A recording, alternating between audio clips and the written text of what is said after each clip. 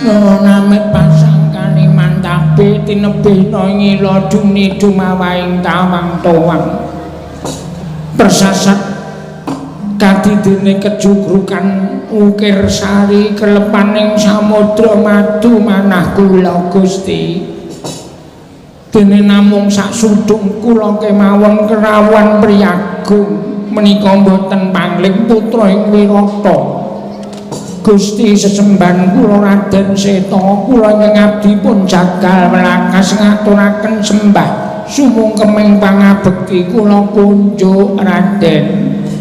Yo jagal welakas rak umpa akarya bombong penggaliku ora liwat pangestu ketampan ngono kula pun dinggo jimat paripih dayanana ing kasantosan nuwun sewu menawi dipun keparengaken kula badhe nyuwun priksa teka rawuh paduka mboten kados adat sabenipun mongko kula sampun dawuh kaliyan abdi saking pejagalan supados ngaturaken inggih menika ulam mendo ulam lembu lan sapiturutipun katur wonten negari Wirata nanging kenging menapa jengandika rawuh wonten ing pejagalan menapa ing abdi nandhang kelepatan upami mekaten dosa menapa ing badhe kula sandhang kula mboten badhe suwala nanging menawi paduka rawuh badhe paring ganjaran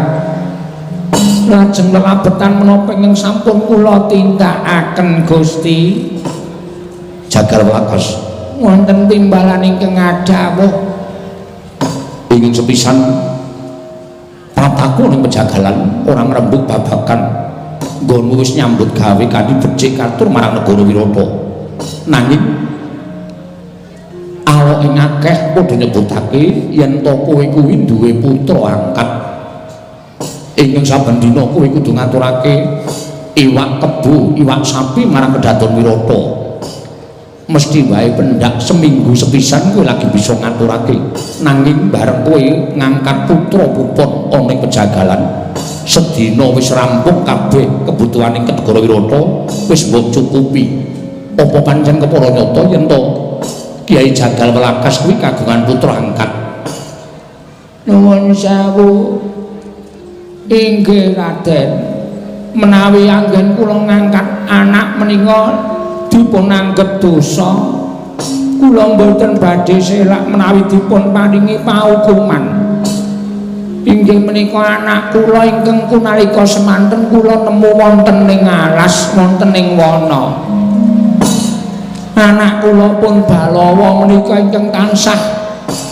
nindakaken kewajiban kula piyambakipun sengkut okel nggenipun nyambut damel kula menika sampun sepuh pendak-pendak kula kedah nyawisaken ulam lembu lan sapiturutipun wonten ing negari Wirata menika ngantos 7 dinten nembe kacekapan nanging sareng wonten anak kula Balawa menika setunggal dinten sampun kecekapan mergi nggih menika awakanipun rawa birawa gagah sentosa Copita panjenengan menika mboten pitados mesti menawi kula ngaturi menapa ingkang dumados wonten ing pejagalan lembu 100 menika dipun jagal menika mboten ngantos kalih jam sampun rampung lho wis rampung sampun mongko sisan nggone ngeleti kulitipun dipun keleti dagingipun dipun iris kados ing dipun resakaken Priyagung Wirata sedaya sampun paripurna mboten nate resik pawujudanipun nggih kados makaten menika apa bocah sing gagah gedhe dhuwur ning mburi kowe iki kasinggihan mekaten menika pun Balawa iki ana Priyagung rawuh mbok yo ngaturna pangabekti iki asmane Raden Seta iki putra Wirata ngaturna bekti Raden Seta aku ngaturke sembahku katura Gusti kowe ngaturke bekti kalawan Priyagung mestine wis tata unggah ukuran tata krama ning kok basamu ngoko wah gelem kok tampani ora gelem ya wis ora to tampani ya ora apa-apa nyuwun pangapunten kula dereng walaka nek anak kula menika nuwun sewu gandhenganipun manggi wonten wana mila mboten saged basa mboten saged tata krama ora iso basa ora iso tata krama kasinggihan mekaten Raden yo balu tak rompo pangestu tampanono tak gegem dadiake jimat prayoga lenggah ning pejagalan yo kok iso ora kurang prayoga lajeng samangke kula nuwun sewu panjenengan rawuh menika keparengipun wonten menapa Gusti jagal welakas wonten dawuh wektu dina iki kahanan negara Wirata werit lan wingit disababake saka pamuta ing Kanjeng Paman Kepatihan Paman Kinso Rupa lan Rupa Kinso anggone kepengin nganakake adon-adon menungso ana ing Wirata mongko kabeh mau sayetine ora dadi keparengi Kanjeng Rama Prabu Matsapati ewadene adreng penjaluke Kanjeng Paman ana pitungan-pitungan ingkang ndak anggap ganjil ya kuwi kersane Kanjeng Paman ingkang bakal merang kampuh jingga bundan datan Ratu nanging kanthi pawadan nganakake adon-adon menungso dene dasare apa kok anakane adon menungso supaya jagat iki padha weruh marang kasantosaning wong Wirata nanging sak temene ora usah dadak nganggo adon-adon menungso wong sak donya iki wis padha ngerti marang kasantosaning negara Wirata nanging Kanjeng Paman adreng malah samengko seta didhawuhi supaya goleke jago kanggo kasepuhan mula jagal welakas gandeng kowe duwe anak angkat monggo anak angkatmu iki tak sawang kok kaya katon otot bebayune ngukuli marang sak pepadane upama anakmu kuwi tak angkat dadi jago saka kasepuhan piye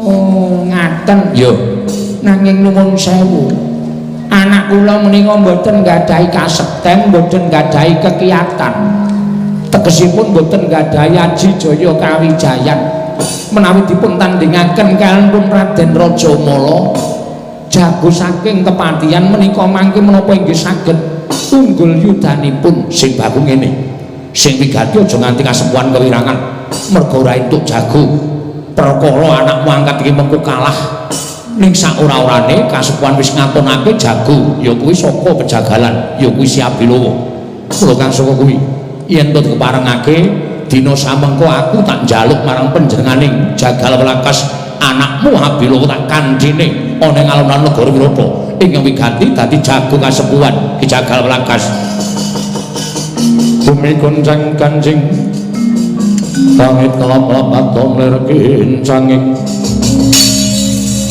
berkincanging risang mawe gandrung menawi kula menika monggo-monggo mawon jer kula menika ngrumaosi dados abdi Wirata sak saged-saged kula kedah labuh tumraping negari Wirata nanging nuwun sewu anak kula Balawa menika radi angel aten-atenipun Raden yen kowe sing dangu mesine bakal gelem Balawa oh Raden Seta tekan kene rawuh mrene iki wigati kowe arep dikanthi ning alun-alun arep apa arep didadekke jago kasepuhan jago sing piye kowe tak kandhani ya yen to Wirata iki dadi kanane werit lan wingit merga saka pokal gawene Patih Wirata Gusti Patih Kencaka Rupa lan Rupa Kenca ingkang nganakake adon-adon jago kepatihan Raden Rajamala lah Raden Seta iki golek jago mongko ingkang diwawas sak trep lan sak traju karo kekuataning Raden Rajamala kuwi mung kowe arepa kowe kalah tumrap aku yen to kowe saged dadi kawula Wirata matimu murkepi bumi tutah getihmu murkepi bumi ingkang wis ngayomi kalawan uripmu mula gelem ya Balawa kowe dikanthi dening Raden Seta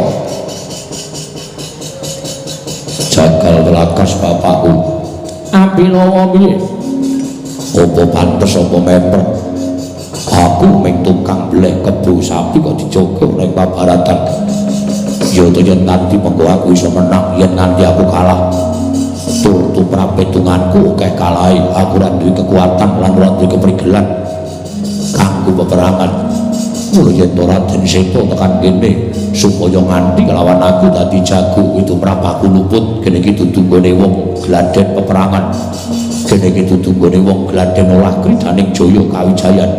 Kene kuwi pejagalan tukang beleh kebo sapi. Kepinteranku ya mung jagal kebo lawan sapi yen kon perang ya mung sak iso-isaku wae. Ora duwe keprigelan apa-apa. Baru ana dawuh napa? Sing baku mung maju perang kuwi paitane mung siji. Paitane apa? Wani yang mudar karo kaya wani kudu dikandani nganggo kekuatan lahir lan batin. Aja cukup wani. Yen ning cukup wani akeh wong wani ning tanpa petungan tulone ming gawe kewirangan. Tumrapaku yen pancen kowe wis percaya karo Balawa. Aku mung sagu-sagu wae ning aku wis matur bola-bali aku ora ndek kekuatan apa-apa. Aku ora ndek kabisan apa-apa. Wong sing kowe gelem apa ora? Aku ki wegah nek kowe ceramah ngono ki mangkel aku. Kowe bayi wingi usure nek dikono apa-apa mesti dadak ngandani wong tuwa, kon nyambut gawe esuk dadak ngandani wong tuwa, kon nyambut gawe awan dadak ngandani wong tuwa, kon nyambut gawe liyane jagal kebo sapi, kowe dadak mecang kaya pendhita mulang kaya guru yang aku janjane ora seneng.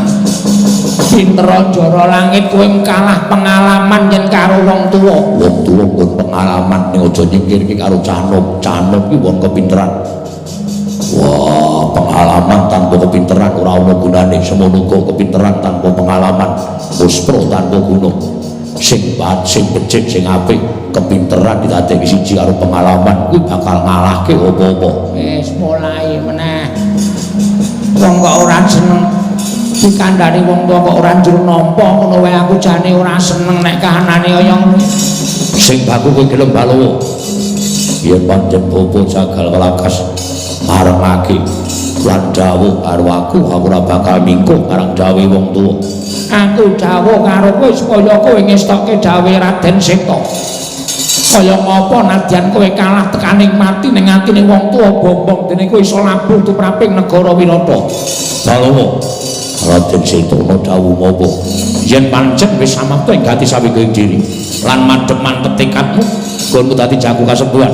Aja mirang-mirangke wong Wirata, aja mirang-mirangke kasembuhan. Ayo tak ganti mancing blabar kawat jangan cincak. Tak petuki karo Kanjeng Paman Rajamala. Wah, jagal welakas bapakku. Aku jaluk pamit yen ana luputku nggon ladi karo kowe sasuwene aku meru kowe aku njaluk pangapura jagal welakas. Sing ati-ati aja kaya bocah cilik ya Balawa.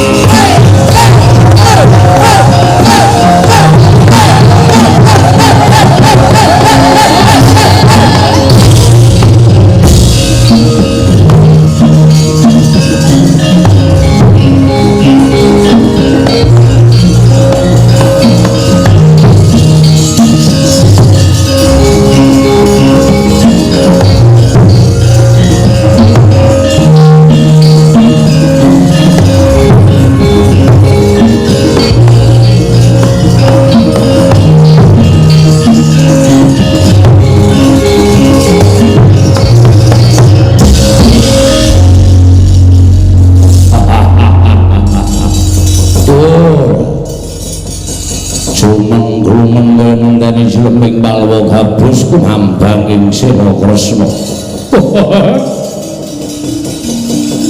Bareng katon kemliwure si Seta.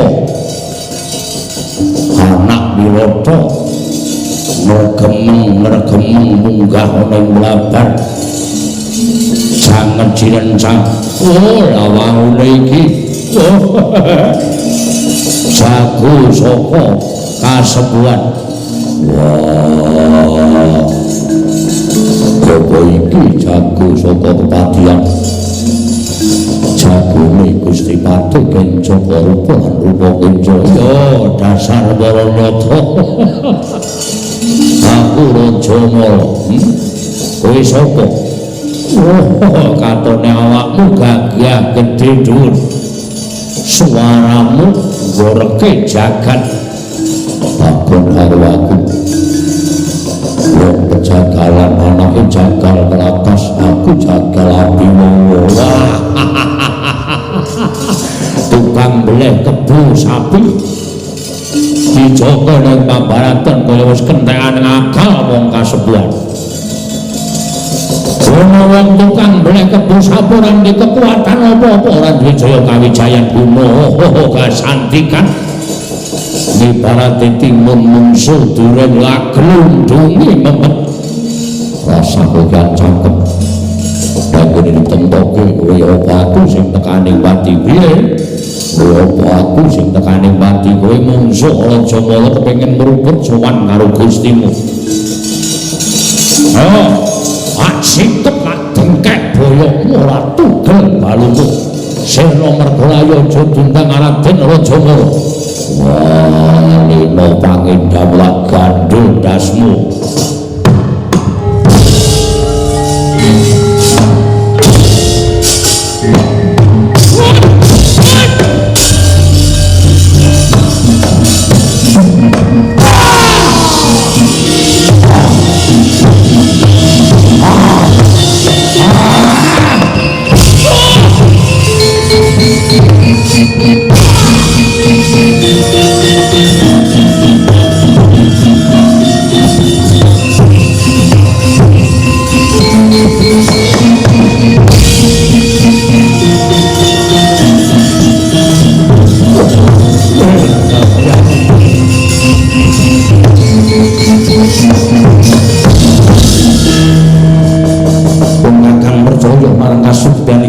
Rajamala ingkang sayektine kena lara lumputing pati siadi katriwandang jroning peperangan iki ayo tak gendhong tak cemplungku ning sendhang Watari Yayi Rajamala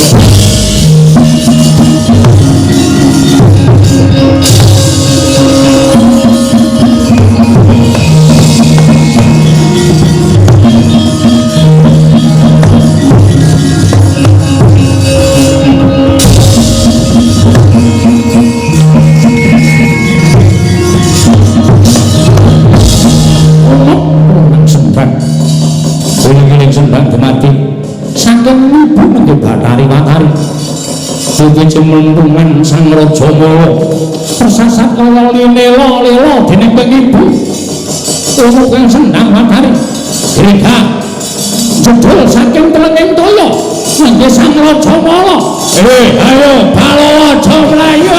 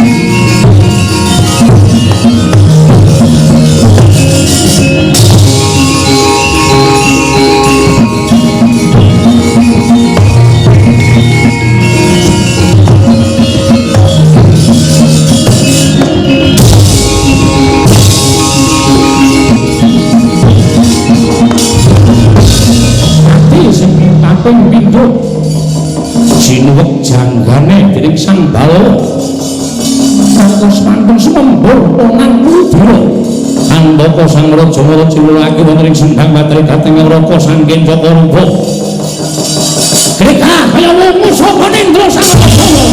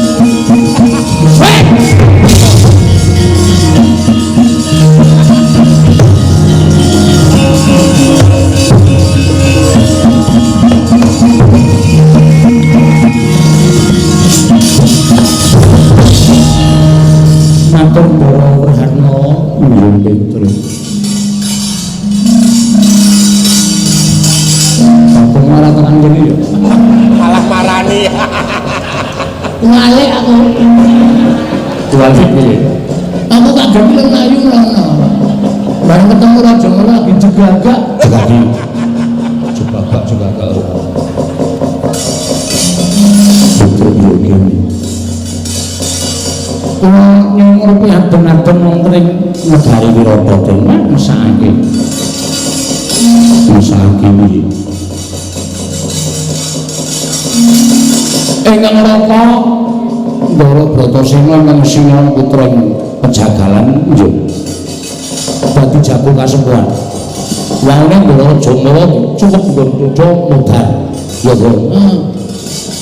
lha kok cemplung kenten sudute sendang wah mongko sendangane ora apa-apa babar blas kepokan iwak sapu-sapu sing kok sapa nek wonten cepluk ning ampuhe pol ya terus sendang nggih mapan wonten sapinggiring wonone kok sendang cemplungi Ndara Jamala bangune blubuk terus Ndara Jamala urip meneh ayo amuk Balawa wis rame banget kok gak dipanteni kali ngroko Ndara Balawa Ndara Jamala cemplung wonten sendang niku urip meneh pendak mati cemplung ke sendang urip meneh sendangé ampuh tenan mengandung obat ya ora ngerti perkara mengandung obat aku ora paham ning sendangé ampuh tenan menakar tak cemplung ke kene ben urip suwe ora urip pedha kekeselan gak saya sing mati susah ento tak ngeclongke ndase tok ento jenenge raut iya betul ndak kawan orang dinin sapa wae mau tak bongkon betul dikon mriki aku duwe pusaka arane Bromo Warastu paringane Wang Bathara Bromo nggih pusaka iki cemplungna sendang aku ngerti untuk sendang kae dijaga dening sawening prajurit lan saking para wadyabala kepiye nggonmu supaya iso ngapusi arep para wadyabala saken mah kowe bisa mlebu jroning sendang lan iso nyemplungake sendang mau untuk cemplungi pusaka Petra kanganan Bromo Warastu waduh nek dipanahke ngono ribet to ora iso dipanahake utawa ora iso nganggo gendhewa kudu dicemplungake yen nganggo gendhewa konangan dening prajurit ya kok yo wah wis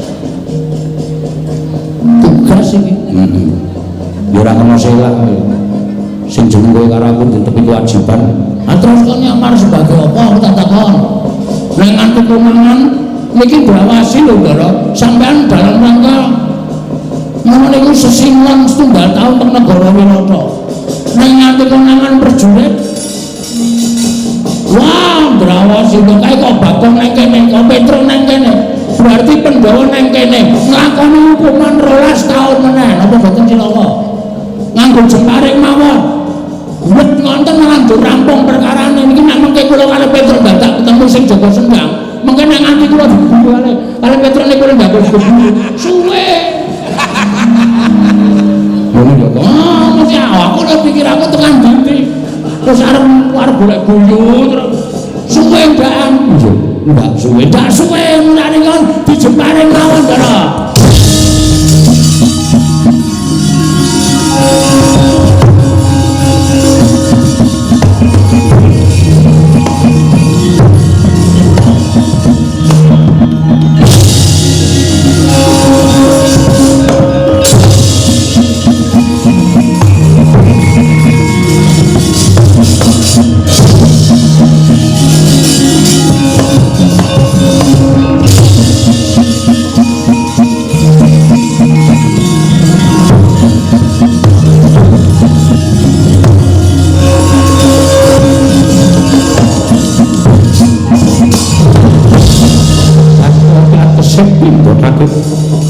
Lamaing jemaring lepas saking gandewaning Sang Prahatma nangkus manten dhateng kamurungan prajurit saking kepadian manjing pelenging sendang dadi omong sendang watari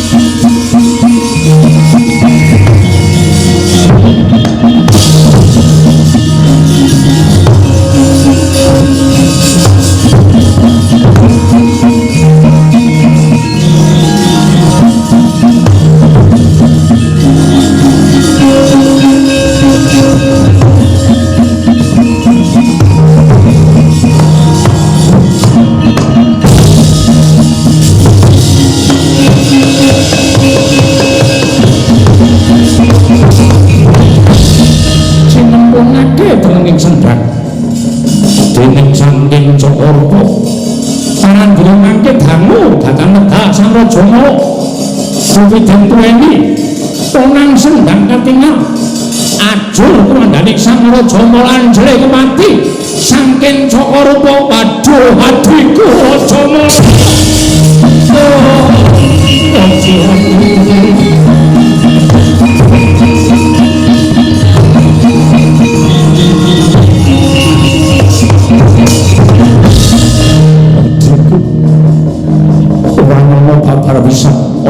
menungso ingkang tumindak cunika monggo nyangkani sendang iki panguripaning Sira Yayi Rajana lawa kohandane sihat disempal kaya ngono ora iso dikukup balawa kowe mateni adhiku aja mlayu kowe keparat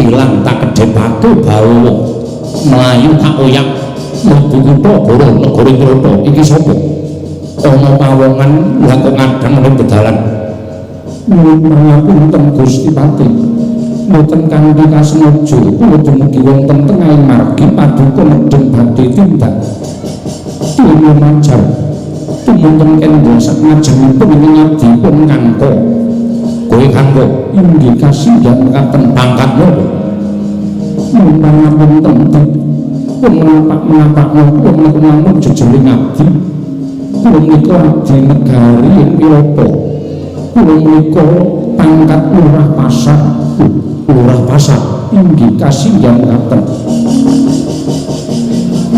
lurah pasar kok nganggo gelung keling mongko sak ngertine kenca Paraga wong sing berangke nganggo gelung keling pamata Brahmana ku pancen wis wegih sak raju sak bobot kalawan para Jawata Resi Kanggo Resi Rama Parasu kae nganggo gelung keling merga kasutapane kang wis meh sak bobot kalawan para dewa ora dadi kowe ngomong pidak pejaraan kowe iki mung batur kowe iki mung pangkat lurah pasar nganggo gelung keling kanggo wonten dawuh sapa ing gelung inggih gelung ibu kula ing nalika semanten saderengipun tinaruh donya Okas kaliyan kula supados gelung menika mboten saged dipun lukari dening sinten kemawon Gusti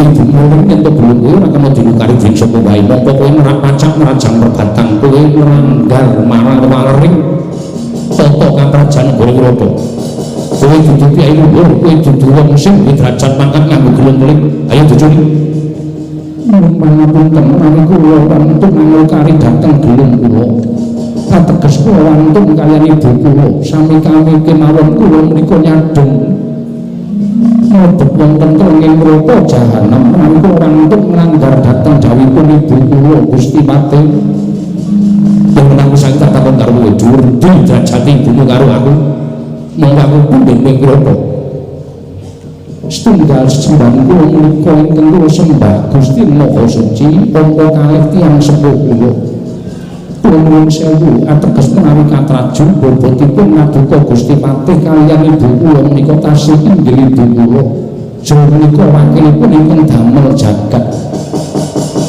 nuwun sewu kula ajeng paduka Gusti Patih menawi paduka ngersakaken gelung kula paduka lukari monggo Gusti Patih kulatriyan lukari gelung kula nanging sampun ngantos kula ingkang ngalukar dhateng gelung ing sampun dipun gantosi dening ibu kula rumiyin Gusti Patih yen ngono aku sing kudu nglukari inggih kula semanggaken dhateng paduka Gusti Patih monggo kulatriyan lukari gelung kula Gusti Patih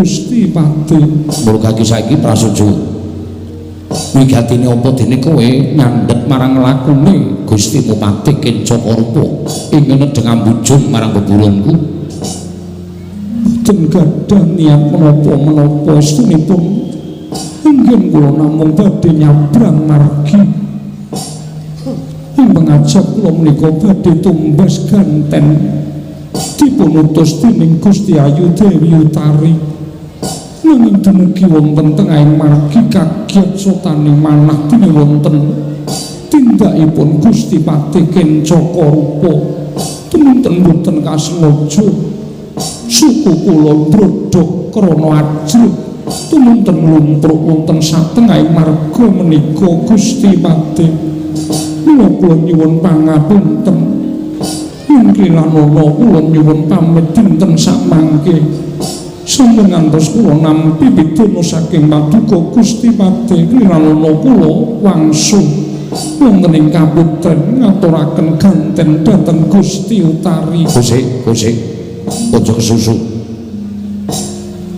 Bareng wis ngaturake apa tukang dadi sediamu sarta apa karepmu dene kowe nyandhet marang tindake Gusti Pati Kincarupa. Lah kok jebul kowe arep tumuni lunga saka ngarepaning Gusti Pati. Monggo aku durung ngeparengake kowe lunga saka papan kene. Salindri, kula ingkang paring Jawa. Bareng aku sumurut marang pasuryanmu kaya sing tak aturake ngarep. Pengendikaku cetha mbok tampa kumrangsang panas jroning penggalih Kincarupa nalika aku weruh marang sedaning adiku Rajamala lan aku tumuli ngoyak marang beburunku ingkang gawe jalaran patine adiku si Rajamala. Nanging bareng weruh kowe ning dalan. Lah kodene kadi kaya dene wong kang weruh marang kahanan ketiga ngerak agak-agak tumuli tanpa kasengaja ana tetesing udan. Akarya tentrem, akarya adem jroning atiku. Iki saka dayane apa? Kula piyambak boten mangertos. Mbok menawi namung pangraos paduka kemawon Gusti Pati. Sing dudu pangrasaku tok. Yen namung pangrasaku mestine ora bakal kawowo gawe tentrem atiku. Ning kanan kaya ngene iki mergo nggonku kepranan kalawan kahanan ingkang gak weruhi. Nuwun sewu kepranan kados pundi kula dereng saged ndungkap dhateng kepareng paduka. Salindri, kula wonten dawuh jejering wong urip ana ngalam padangku sing digoleki ming mukti ngawi bawa Nyakrawati mbau dendha. Wong urip ana ngalam padangku sing diupaya mung piye carane iso mukti ora kekurangan sewiji-wiji. Monggo dak sawang prasaja wae ora bakal tak tutup-tutupi. Saksuwene aku dadi patih ana ing negara Wirata. Aku weruh wong wadon ayu ki ya mung lagi kowe kuwi. Aku weruh wong wadon ayu ki ya mung lagi kowe kuwi. Upama dibandingke sarta ditandingke karo si Utari, nadyan kuwi ratu gustimu, nanging Utari kalah yen ditanding karo pasuryane Salindri. Mula saiki kowe tak takoni. inggih badhe dangu menapa? Upama lho. Inggih. Ming upama rasa sing tak rasake kuwi jebul Gustimu Pati Kincarupa kuwi kepranan karo kowe piye? Tobat kula menika namung abdi Gusti Pati. Sing jeneng wong kapandhuk marang katresnan mono ora gagas marang derajat lan pangkat. Katresnan uriping jiwa ingkang suci. Katresnan kuwi paringane sing gawe jagat. Mula katresnan kuwi tiba sak enggon-enggon wis mesti kaya sing tak lakoni iki. Lagi urus pisan marang sira Salindri, lha kok tinemune pangrasaku aku mau lunga saka papan kene. Upama dikeparengake sak kejagong 3 taun suwene nang kene mestine wae aku betah. Nuwun sewu. Pangandika paduka menika kanthi dadasing ngembut ning wancinjak akarya asrep manah kula. Piye? Akarya asrep manah kula Gusti Pati. Tegese kowe uga ngrasakake kaya sing tak rasake.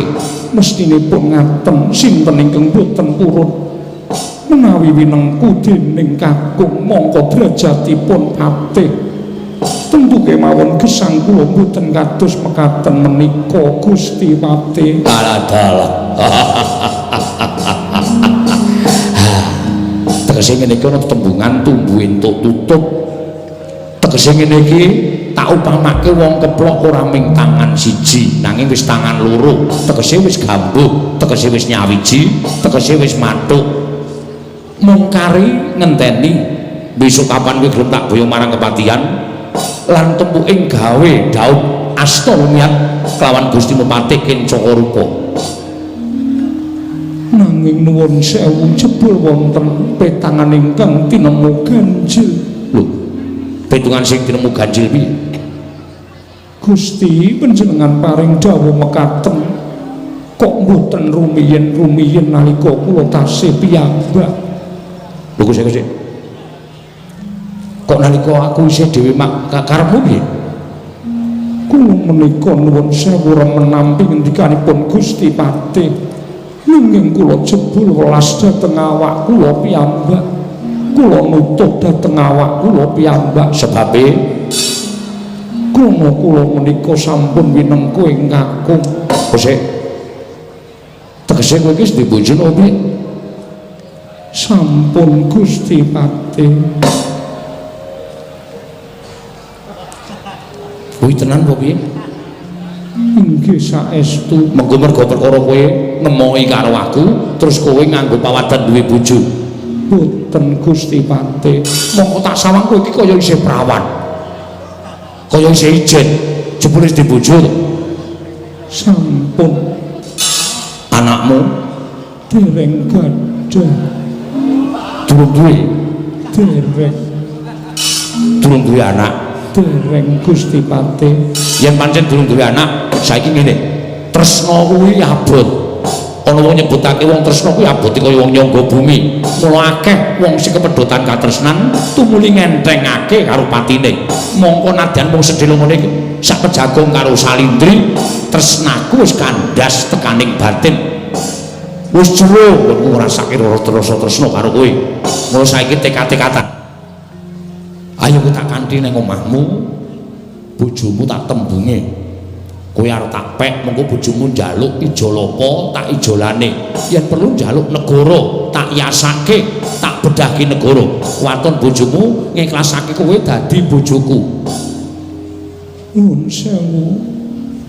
Menika ugi mboten saged kelampah. Sebabe bojo kula menika sanes tiyang. Lho. Bojomu dudu wong sanes. Lah apa kewan? Mergo aku tau tate krungu. Aku tau tate mireng pokal gawene wong manca negara ingkang ilang tata kramane ilang tata susilane ilang unggah-ungguhe wekasan padha saresmi karo wujude kewan. Apa kuwi karemamu ya? Mboten. Lah terus ana wong nambus ning akrama kok bojone udu wong kuwi kowe iki kowe sehat to? Inggih. Kula menika ugi petanganipun waras. Lah kok bojomu dudu wong? Bojo kula menika wujuding Gandharwa. Gandharwa. Inggih. Utawi wantah sinebut Gendruwo. Lho. Bojomu ki lelembut lho piye? Kasinggihan mekaten. Semah kula menika ingkang tansah jagi wonten ing pojok beteng Kidul Wetan negari ing Wirata. Monggo bojo kula menika menawi ngetingalaken dirinipun awakipun piyambak menika wancinipun pendak anggara kasih tuwin sukra kasih. Selasa kliwon karo Jumat kliwon. Inggih. Tertentu lelenggan wonten ing beteng Brijek Kidul Wetan negari ing Wirata. Mila menawi paduka wantun nembung dhateng semah kula aturi ngentosi wanci sukra kasih utawi anggara kasih. Mangke kula aturi rawuh wonten ing pojok beteng panjenengan Gusti Patih badhe pinanggih kaliyan semah kula Gusti Patih. Gunjang Kanjeng langit kalapleket katon lirikin saking risang mawe gandrung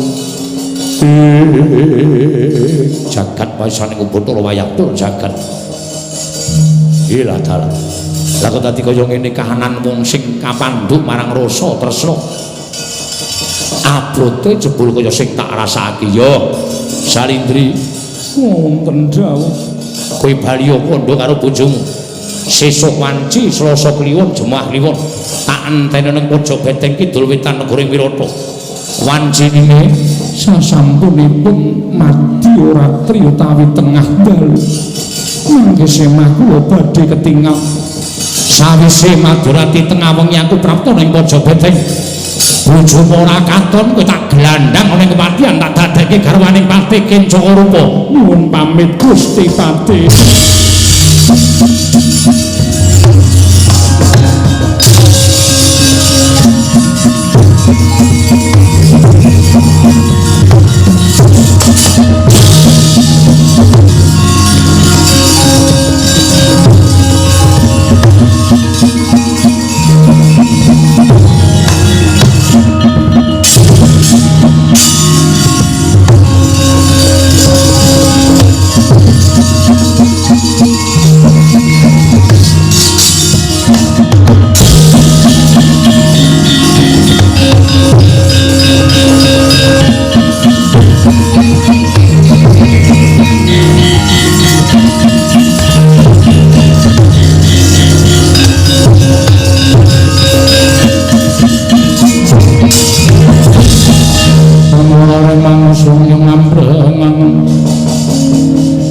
Karonaning kaswase dosang Ganda Wastratmaja. Wah, iki kaya salindri Mbak Yuku. Balawa aku sing teka Yayi. Ya kene. Eneng apa kowe ngaku? Balawa aku tulung ana yu cah bagus. Yen ora mbok tulungi bakar ketawake Mbak Yumu. Mergo aku bakal dipoto-poto sarta diuda peksa dening Pati. Wirata yu kuwi Pati Kencaka Rupa lan Rupa Kencaka. Ana apa Pati Kencaka Rupa lan Rupa Kencaka? Nalika semana nyegat Mbak Yumu aku nyegat parang playune Pati Kencaka Rupa nggone mujung kalawan sira Yayi Balawa. Nanging ora kanyono-nyono jebul malah Kencaka Rupa gandrung karo aku Balawa. Gandrung piye? Gandrung seneng karo aku arep dipek. Wah, gelem. Ngopo aku tok kon gelem bangane kowe entutke barep kakangku kesiya-siya uripmu ketula-tula. Turut ngalas dadi wong buangan. Saiki sesinglon sak setahun ana ing Wirata. Wah, kena ngopo isih mbok gondeli katresnane, isih mbok boti. Tinimbangane nek kene kowe melu kesiya-siya karo uripe Pandhawa, kowe dadi bojone Kencaka Rupa Kencaka, malah tentrem uripmu. Saiki aku tak takon terus ngendi dununging kawanitanku. Aku tak takon ngendi dununging tembung garwa. Balawa nadyan kanane kakangmu ingkang kaya ngene kanane nanging aku ora bakal ilang prasetyaku. Ora bakal suda kasetyanku marang Sinuwun Prabu Puntadewa. Yen kowe matur karo aku kaya mengkono tegese nggonmu nglakoni sesingidan iki ora lair batin. Semono uga nggonmu nglakoni dadi wong buangan 12 taun ana ing alas Kamiya Kodhut nalika semono. Ya kebak ing panggersah, kebak ing panggersula. Kanthi kaya mengkono yen kabeh paukuman iki mbok nglakoni kanthi ati sing abot. Tegese kowe nggone nglakoni paukuman iki ora ikhlas. Isa uga durung nganti lang sarta durung nganti rampung paukuman iki kowe karo kadang-kadang wis kadenangan dening Kurawa. Mergo nggonmu ora duwe rasa ikhlas mestine bakal nglakoni paukuman 12 taun lan setahun umpetan. Balawa ora ngira babar pisan. Jebul ingkang sekawit aku tansah ngalembono marang jero lan jabaning atimu. Nanging tinemune dina iki ketok banget legetaning atimu. Ketok banget nggonmu ora seneng nglakoni paukuman iki. Ketok banget nggonmu ora trima nglakoni buangan sarta umpetan iki. Balawa ora usah ngewangi karo aku. Kencaka Rupa Kencaka tak adepane tinimbang aku njaluk tulung karo wong sing ora tulus lahir batine. Balawa